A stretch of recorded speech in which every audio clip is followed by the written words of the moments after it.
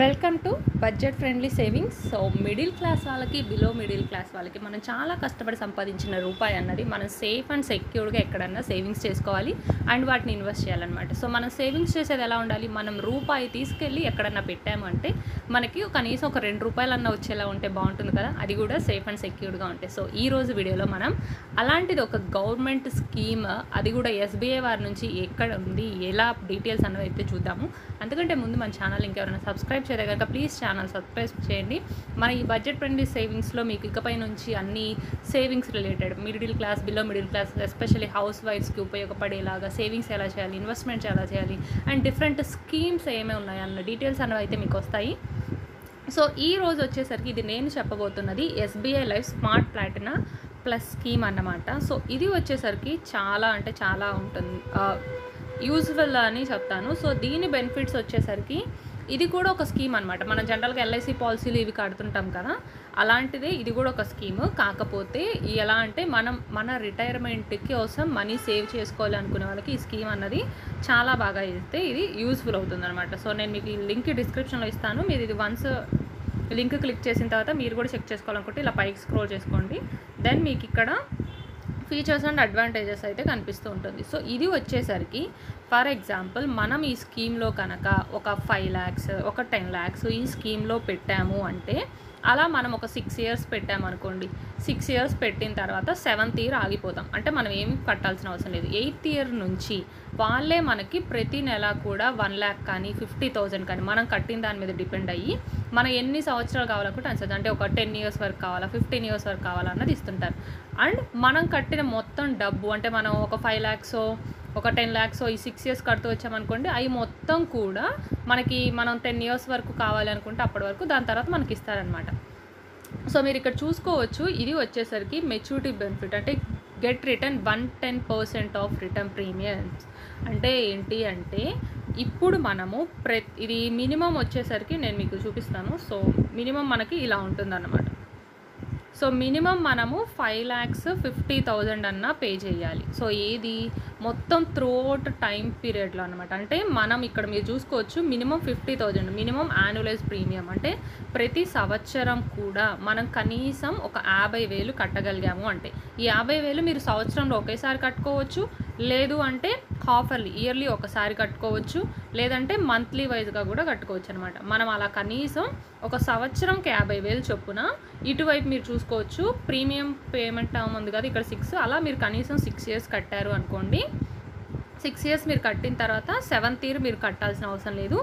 8th year నుంచి మీరు ఇక్కడ చూసుకోవచ్చు పేఅవుట్ పీరియడ్ ఎన్ని ఇయర్స్ ఉంది కదా. ఫర్ ఎగ్జాంపుల్ మీరు 13 years చూస్ చేసుకున్నారనుకోండి. సో 8th year స్టార్ట్ అయ్యి అలా మొత్తం 13 సంవత్సరాల వరకు కూడా నెలకి మీరు ఇప్పుడు సంవత్సరానికి 50,000 కట్టారు కాబట్టి 8th year నుంచి కూడా మీకు సంవత్సరానికి 50,000 వరకు అయితే ఇస్తారు.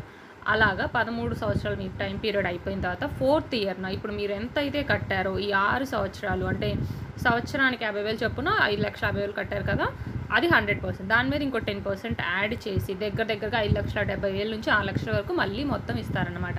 అంటే మనం కట్టిన డబ్బు మొత్తం మనకి ప్లాన్ అయిపోయిన తర్వాత ఇస్తారు. అండ్ ఆ మొత్తం ఇచ్చేలోపు మనం ప్రతి సంవత్సరం ఇప్పుడు ఎంతైతే కట్టామో అదంతా కూడా మనం ఇక్కడ టైం పీరియడ్ చూసుకోవచ్చు. మనం చూస్ చేసుకున్న దాన్ని బట్టి మనకి 13 years అలా అన్ని డిపెండ్ అయ్యి ఇస్తారనమాట. సో ఇదేంటి అంటే మనకి రిటైర్మెంట్ ఫండ్ లాగా ఉంటుంది. ఇన్ కేసు దీనిలో మనకి నామినీ కూడా పెట్టుకోవచ్చు. మనం నామినీ పెట్టుకున్నాము అనుకోండి, మనకేమన్నా అయ్యింది అంటే మన నామినీకి అన్నది అయితే మనీ అన్నది ఇస్తారనమాట.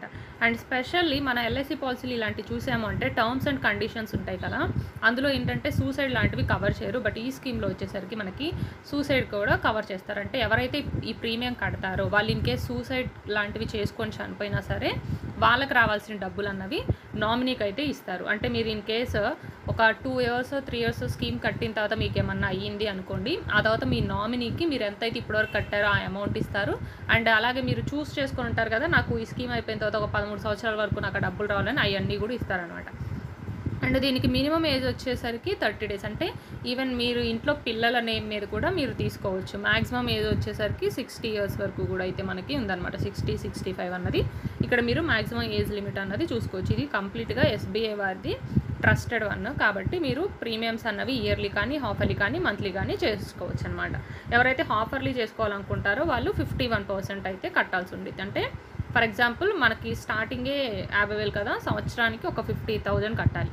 అందులో మీరు హాఫ్ ఇయర్లీ అంటే 6 నెలలకు ఒకసారి కట్టాలి అనుకుంటే ఆ 50,000లో 51% అంటే 51,000లో సగం అంటే ఒక 25,000 26,000 మీరు కట్టాలి. మంత్లీ అయితే కనుక మొత్తం 50,000లో 8.5% ఎంతైతే ఉంటుందో అంత మీరు ప్రతి మంత్ కూడా కట్టుకోవచ్చు అనమాట. సో ఎవరైతే మిడిల్ క్లాస్ వాళ్ళు సేఫ్ అండ్ సెక్యూర్డ్గా ఉండాలి అండ్ రిటైర్మెంట్ తర్వాత మాకంటూ కొంత మనీ రావాలి అనుకుంటారో వాళ్ళకైతే ఇది చాలా పర్ఫెక్ట్గా ఉంటుంది. సో మీరు ఇక్కడ చూసుకోవచ్చు, క్లియర్గా మీకు డీటెయిల్స్ అన్నవి అయితే మెన్షన్ చేసుకోరు.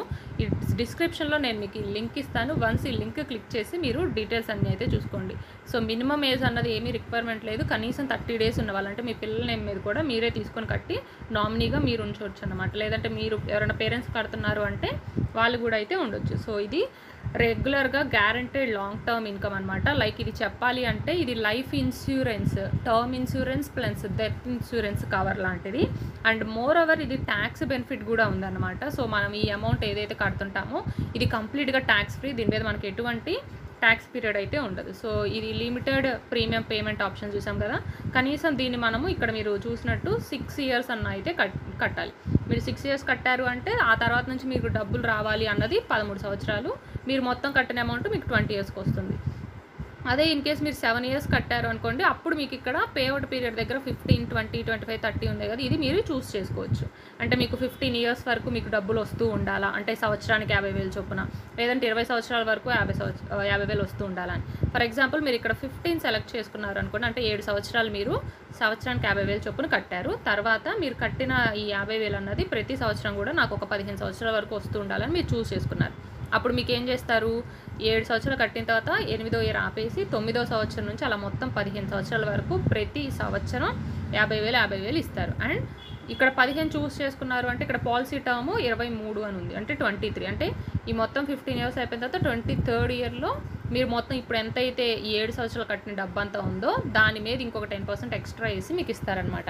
ఇన్ కేసు ఇంత గ్యాప్ అంటే ఫర్ ఎగ్జాంపుల్ మీకు ఒక 30 ఇయర్స్ 40 ఇయర్స్ ఉన్నాయనుకోండి, మీరు ఇప్పుడు స్టార్ట్ చేశారు అంటే ఇన్ కేసు ఈ మిడిల్లో ఏమన్నా అయితే అంటే మీకు రావాల్సిన డబ్బులంతా ఖచ్చితంగా మీ నామినీకి ఇస్తారంటే మీ పిల్లలు ఎవరన్నా పెట్టుకొని ఉంటారు కాబట్టి ఇన్ కేసు మీరు ఈ 7 ఇయర్స్ కట్టిన తర్వాత ఏమన్నా అయినా లేదా 7 ఇయర్స్ లోపు ఏమన్నా అయినా మీకు రావాల్సిన డబ్బులు మొత్తం మీ నామినీకి అన్నది కన్ఫర్మ్గా ఇస్తారనమాట. కాబట్టి ఈ స్కీమ్ అన్నది మిడిల్ క్లాస్ వాళ్ళకి బెనిఫిట్గా ఉంటుంది. కంపారిటివ్లీ మనం ఎల్ఐసి పాలసీలు ఇవి చూస్తాం కదా, వాటితో కంపేర్ చేస్తే ఈ పాలసీ అన్నది బెస్ట్ పాలసీగా అయితే ఉంటుంది. సో ఎవరైతే సేఫ్ అండ్ సెక్యూర్డ్ ఉంటారో అండ్ మన డబ్బులు అన్నవి రిటర్న్ డబల్ అయి రావాలనుకుంటారు, ఇది బెస్ట్. స్పెషల్లీ మనం ఎఫ్డీలో పెడితే మనకు వచ్చే డబ్బుల కంటే కూడా ఇందులో మనం పెడితే వచ్చే డబ్బులు ఎక్కువ అన్నమాట. అంటే జనరల్గా మనం ఎఫ్డీలో పెడుతుంటాం కదా, ఒక 50,000 1,00,000 పెడుతుంటాము, అలా ఎఫ్డీ కంటే కూడా ఈ స్కీమ్ అన్నది ఎక్కువ బెనిఫిట్ ఉంటుంది. ఒక్కసారి కంపేర్ చేసుకోండి రేట్ ఆఫ్ ఇంట్రెస్ట్ అన్నది. సో ఇది ఈ వీడియో. ఐ హోప్ ఈ వీడియో మీకు నచ్చిందంటే కనుక please like, share, subscribe. Thanks for watching.